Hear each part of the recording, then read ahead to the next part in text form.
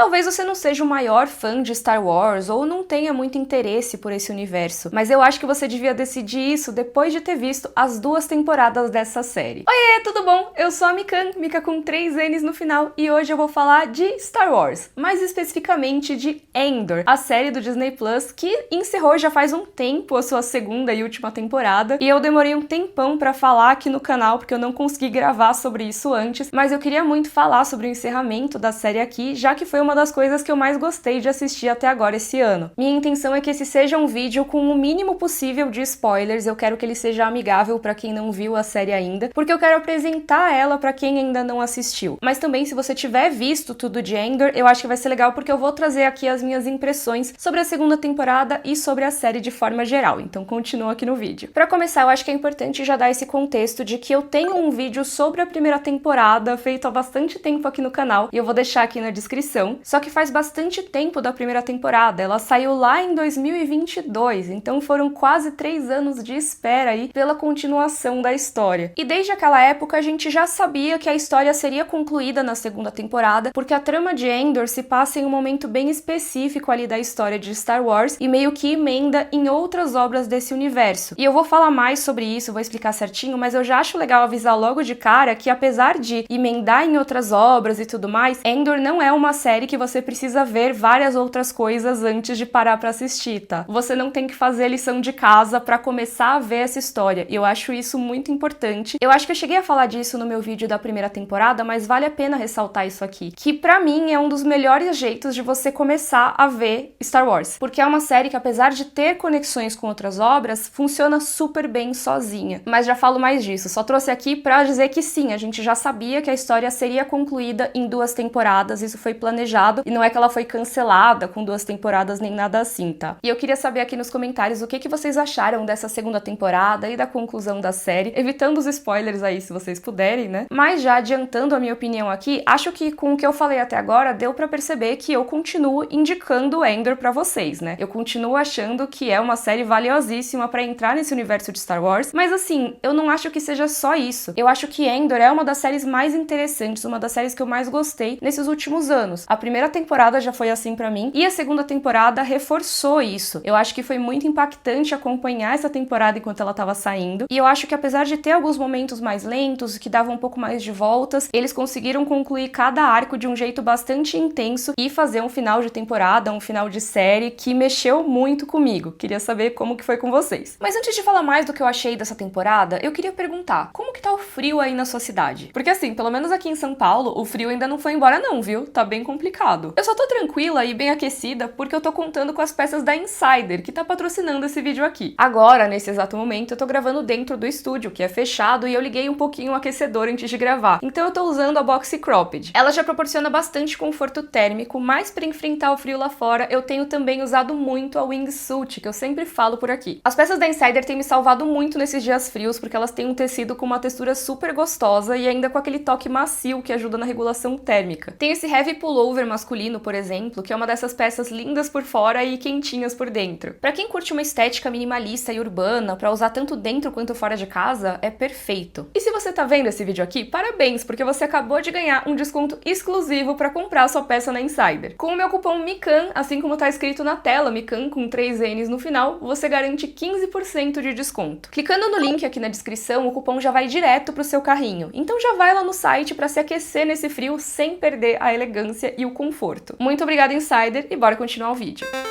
Primeiro vamos pro básico. Uma coisa que eu falei no meu vídeo da 1ª temporada e eu acho que é importante reforçar aqui é que se você for falar de uma forma muito simples sobre a trama de Andor, sobre o que é a série, ela pode ficar parecendo uma coisa extremamente caça-níquel. Porque nesses últimos anos a gente tá nessa onda de Hollywood de fazer remake de tudo, continuação de tudo, pegar um personagem de determinada história e fazer toda a história dele como uma outra obra, fazer séries derivadas e tudo mais. É de se esperar que as pessoas tenham um pé atrás com esse tipo de coisa. Então, quando eu falar que Andor é uma série que conta a história de um personagem que não é o protagonista necessariamente de um filme do universo Star Wars, que não é da saga principal, mas que é uma prequel, né, um prelúdio para um dos filmes da saga principal, eu entendo que as pessoas possam ficar meio, nossa, isso parece muito um truque para ganhar dinheiro. E assim, se a gente for analisar friamente, sim, é para ganhar dinheiro, assim como qualquer outra obra lançada aí nesses grandes universos, faz parte. Porém, eu acho que Andor acaba sendo uma exceção a esse tipo de movimento, tá? Porque sim, se você for olhar muito friamente, é realmente essa obra derivada do derivado, né? A gente acompanha na série a história do Cassian Andor, que é um personagem que é bastante importante, porém não é exatamente o protagonista ali de Rogue One, que é esse filme que funciona como um prelúdio pro episódio 4 de Star Wars, Uma Nova Esperança. Então sim, poderia ser algo completamente sem inspiração, que vai só contar uma história de origem lá pro personagem, assim como foi o filme do Han Solo, por exemplo, que foi uma grande decepção, mesmo contando a história de um personagem extremamente importante na saga principal. Imagina então uma série contando a história do Cassian Andor, assim, quem se importa, né? Mas eu me importo, entendeu? Porque é muito legal mesmo. Vamos lá. Desde a primeira temporada, eu acho que o grande trunfo de Andor foi que, apesar de levar o nome do personagem, a série não é exatamente sobre ele. Claro, ele é um personagem muito importante e a gente acompanha sim a história dele, porém a gente acompanha muito mais o que é maior do que ele. A gente acompanha a história da rebelião em Star Wars. E o Cassian Andor é esse personagem que acaba sim se envolvendo com a rebelião, mas ele é só um de muitos que estão ali. A história é realmente muito maior do que ele. Então a gente vê como são diversos movimentos revolucionários ali da galáxia que deram origem à Aliança Rebelde. A gente vê como surge a rebelião de forma praticamente espontânea em diversos pontos da galáxia e como que o Império lida com isso. Eu não sei exatamente quem tá assistindo nesse momento, né? Se você é uma pessoa que manja muito de Star Wars e já viu tudo, ou se você é uma pessoa que nunca viu nada de Star Wars na vida. Então eu não quero nem ser super didática e nem também pressupor que todo mundo sabe tudo. Mas uma coisa que eu acho que é bem básica de Star Wars e que mesmo quem não manja desse universo já sabe mais ou menos, é que existe o Império e existem também os rebeldes, né? E na história da trilogia original a gente vai ver, entre muitas outras coisas, esse enfrentamento ali. Aí nos filmes da trilogia prequel, nos episódios 1 a 3, a gente vai ver como que o Império se tornou o que ele é, né? Como que chegou a esse ponto e tudo mais. Mas eu acho que esse tipo de conhecimento não é algo que é essencial para você entender Andor, tá? Eu acho que sim, isso pode te ajudar a pegar mais referências ali enquanto você tá vendo a série. Porém, eu acho que ela se sustenta muito bem sozinha. Se você nunca viu Star Wars na vida e não sabe nada de Star Wars, a série já explica muito bem para você o que é o contexto de viver sob uma ocupação imperial. E eu acho que isso é basicamente a única coisa que você precisa para entender essa história. A primeira temporada, na minha opinião, foi muito boa para mostrar pra gente por que surge a rebelião, por que surgem os rebeldes nesse universo de Star Wars. Então eles vão retratando de diversas formas como que o controle do Império oprime os habitantes da galáxia, como que cada planeta acaba sofrendo com isso, como que as culturas são apagadas ou como o cotidiano das pessoas é afetado pela ocupação imperial. E a gente também vê pelos olhos de alguns personagens como que funciona a máquina imperial, como que eles monitoram ou investigam movimentos de rebeldes, qualquer insurgência e tudo mais, para oprimir aquilo o mais rápido possível e evitar maiores problemas para a ordem ali do Império. Então a primeira temporada, na minha opinião, ela envolve muito um jogo de gato e rato. Você tem os rebeldes tentando não ser descobertos pelos investigadores do Império, mas também tem esse esforço ao longo de toda a temporada de mostrar como as pessoas vão se juntando à resistência. Tem essa ideia central de que o Império e o controle que ele impõe sobre as pessoas é uma coisa artificial. Ele tem que se manter o tempo todo. Esse autoritarismo tem que ser mantido, tem que ter manutenção, porque seria um estado antinatural para a população. Na verdade, o estado natural seria a população ser livre à sua maneira, né? Então, em algum momento, a tendência é que sim, as pessoas se rebelem, elas formem movimentos de resistência, mesmo se elas nunca tiverem conversado umas com as outras. E aí a primeira temporada mostra pra gente diversos casos envolvendo isso, inclusive o do Cassian Andor, que, né, tá no nome da série, então ele é o personagem que a gente acompanha mais durante a primeira temporada, mas ele meio que tá lá, na minha opinião, muito mais como um fio condutor pra gente ver esses diversos movimentos de resistência que surgem ali e que ganham os holofotes ao longo dos arcos da temporada. Já nessa segunda temporada, a gente continua com essa ideia da primeira, então ela ainda existe, a gente ainda vê como alguns movimentos surgem e tudo mais, mas eu acho que ela foca muito mais em consequências, repercussão e sacrifício sacrifício, principalmente sacrifício. Esses temas todos já estavam, de certa forma, na primeira temporada, mas eu acho que eles tomam os holofotes agora. Uma das coisas mais importantes nessa temporada, na minha opinião, é mostrarem pra gente como a pessoa, o indivíduo, meio que é algo pequeno em comparação com o que é a causa. E esse é um conflito que aparece bastante na trama de diversos personagens, e eu acho que ele é muito interessante, porque a gente tem personagens dos mais diversos, e muitos deles acabam tendo que lidar com isso, com o que eles fariam se eles pudessem decidir livremente, o que eles gostariam de fazer, e o que seria adequado eles fazerem se eles forem pensar estrategicamente no que significa todo o plano deles de derrubar o Império em algum dia. Eu tô falando em termos bem gerais aqui, mas eu acho que é bacana dar alguns exemplos, né? Aí é claro, como eu tô falando da segunda temporada, eu não vou dar grandes spoilers, mas eu preciso contextualizar coisas que talvez tenham se desenvolvido ali na primeira, né? Então, se você quiser pular esses momentos, eu vou deixar a minutagem aqui na tela pra você pular. Mas então, desde a primeira temporada, a gente vê como os personagens têm uma espécie de vida dupla. Porque tirando pouquíssimas exceções, como é o caso de quem tá abertamente em batalha, como é o caso do Sol Guerreira, por exemplo, você tem personagens ali que estão agindo contra o Império e em prol dos rebeldes, mas no dia a dia eles têm que fingir que nada tá acontecendo. Então eles têm que manter uma dupla identidade ali. E o que é muito interessante é que isso acontece com praticamente todos os personagens que ganham mais destaque na série, né? A gente tem, por exemplo, a senadora Mon Mothma, que toda a persona pública dela é feita pra ser essa pessoa meio em cima do muro, que reclama do Império, mas também não é super incisiva. Ela é tipo uma pedra no sapato, ela quer garantir tudo nos termos da lei e tudo mais, mas ali no fundo ela é uma grande financiadora dos rebeldes, ela consegue grana pra que eles consigam comprar armas, consigam fazer as coisas e tudo mais. Então ela tem que esconder esse detalhe pra conseguir continuar circulando ali nos corredores do Senado, continuar interagindo com as pessoas importantes, porque pelo menos nesse momento ela é mais valiosa fazendo isso do que se ela tivesse abertamente em guerra contra o Império. Mas ela tem que manter em muito segredo que ela tem essa intenção ali no fundo. E o problema é que ela tem a família dela, ela tem a vida pessoal dela, ela tem amigos e conexões que, dependendo, podem até se envolver de certa forma na causa, mas que ela não sabe se pode confiar ou não. E ela não pode de forma alguma colocar tudo a perder. E isso já acontecia na primeira temporada, a gente via que existia esse contraste muito grande entre o que a Mon Mothma acreditava e o que acontecia dentro da casa dela, e que ela tinha uma desconexão muito grande em relação ao marido e à filha. E isso acaba se intensificando, na minha opinião, nessa temporada, assim como acaba se intensificando o papel que a Mon Mothma vai exercer como uma pessoa pública nessa luta contra o Império. E foi muito interessante ver como ela chegou àquele ponto, e também quais sacrifícios foram necessários até chegar a esse ponto. Enquanto a Mon Mothma tá ali nos corredores do Senado, correndo muito risco, porém numa posição de mais privilégio e tudo mais, a gente tem personagens como o Cassian Andor, que dá título à série, né? Então ele é um personagem muito importante. Mas uma coisa que eu acho interessante é que o Cassian também tem alguns dos elementos que a gente vê na Mon Mothma. Ele também tem essa espécie de divisão, essa barreira que tem que ser construída entre quem ele é como pessoa e quem ele é como revolucionário, como uma engrenagem nesse plano para derrubar o Império. Muitas vezes o que ele gostaria de fazer como Cassian não vai encaixar no que seria a melhor estratégia para a rebelião, e inclusive pode talvez botar tudo a perder. Por exemplo, alguns momentos em que ele desafia ordens porque as pessoas que ele ama estão em perigo. E essa temporada discutiu bastante isso porque, ao contrário de uma personagem como a Mon Mothma, que sofre muito com isso, porém conseguiu distinguir muito bem o que ela é em casa, o que ela é na rebelião, o que ela é no Senado, o Cassian não consegue tanto fazer isso. E eu acho que isso é muito bacana pro personagem, sabe? É um personagem muito interessante de ver, porque às vezes ele vai fazer coisas que sim, vão colocar todo mundo em perigo, mas a gente entende por que ele tá fazendo isso. Porém, se ele continua dessa forma, ele já não se torna alguém tão útil assim pra rebelião. Então ele precisa fazer uma escolha nessa temporada. E é uma escolha que ele meio que se recusa a fazer, que talvez tenha que ser feita por ele. E eu acho que quem demonstra mais essa questão do sacrifício na temporada é a dupla Luthen e Kleya, né? Eu quero falar dos dois juntos aqui porque eles funcionam muito bem como dupla, né? Toda a organização deles é em dupla, apesar deles divergirem em vários aspectos. A gente vê conflitos entre eles e tudo mais, mas eu acho que eles são esse exemplo de quem praticamente já não tem a sua pessoa. Eles já abriram mão de quase tudo o que eles eram originalmente e se tornaram basicamente a rebelião, a ponto da vida deles não importar mais, dos relacionamentos deles praticamente não importarem mais. O que não quer dizer que eles não sofram com isso, que eles não sofram com o sacrifício, mas sim pra demonstrar o quanto que uma pessoa tem que abrir mão pra que essas coisas funcionem. E eu vou sair da parte de spoilers agora, mas vocês que estão nos spoilers, eu vou falar do Luthen agora, tá? É que eu não vou identificar pro pessoal que não quer saber, mas enfim. Saímos do spoiler aqui aqui, mas pra falar dessa questão do sacrifício, eu queria citar uma coisa que foi dita por um personagem na primeira temporada, e eu acho que representa muito o que todos os personagens tiveram que passar, de certa forma, nessa temporada aqui. Esse personagem tá falando justamente sobre sacrifício, porque alguém pergunta, e o que você teve que sacrificar? E a resposta dele é um negócio que é brabo, assim, eu não vou dar todo o contexto aqui pra vocês, mas eu queria ler esse trechinho aqui, que eu acho que é essencial pra gente entender muitas das coisas que rolaram nessa temporada de Andor agora. O discurso diz assim: qual é meu sacrifício? Eu estou condenado a usar as ferramentas do meu inimigo pra derrotá-lo. Eu queimo minha decência pelo futuro de outra pessoa. Eu queimo minha vida pra fazer um nascer do sol que eu sei que eu nunca vou ver. E o ego que começou essa luta nunca vai ter um espelho ou um público ou a luz da gratidão. Então o que eu sacrifico? Tudo. Eu acho que esse discurso ilustra muito bem essas duas temporadas de Andor. Ele mostra que muitos desses personagens que estão ali não necessariamente vão receber os louros da vitória por terem derrotado o Império. Talvez muitos deles nem sobrevivam, eles estão pensando nas gerações futuras. Esse negócio de eu vou queimar minha vida por um pôr do sol que eu nunca vou ver, pra mim é muito forte, pra mim é uma das melhores falas de Andor. Queria saber o que vocês acham. Mas eu acho que a série ganha muita força quando você vê que sim, existem esses movimentos que surgem espontaneamente quase, mas pra criar algo a longo prazo, pra organizar o que vai vir dali pra frente, talvez seja necessário sangue frio e sacrifícios de um jeito que nem todo mundo tem estômago. E também o negócio de usar as ferramentas do inimigo e queimar a sua decência, porque sim, muitos dos personagens ali de Andor cometem alguns atos que